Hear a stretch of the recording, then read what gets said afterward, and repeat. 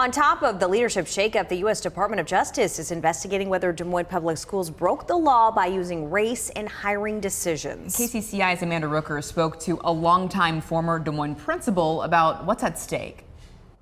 Well, Jody and Laura, Alex Hanna spent more than a decade as principal of Merrill Middle School. Before that, he was vice principal at East High and a teacher at Roosevelt. A lot of history with Des Moines schools. Now, when it comes to Des Moines hiring practices, he says legal questions are for attorneys and HR workers, but his message is that both representation and merit matter. He told me a story about how his students cried when he first started teaching at Roosevelt.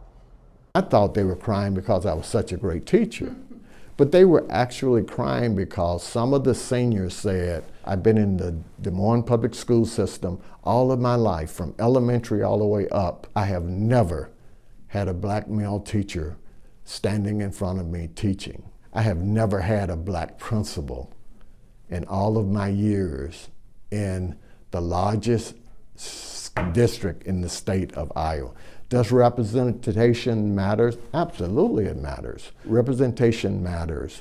Merit matters. Not just the fact that I was the color that I am or the race I am, teaching all kids, but I felt I was a pretty good teacher. I think sometimes people think representation simply means we're going to put somebody that looks like somebody there. It's not about that. It's about putting great qualified people into those positions that just happen to be minorities.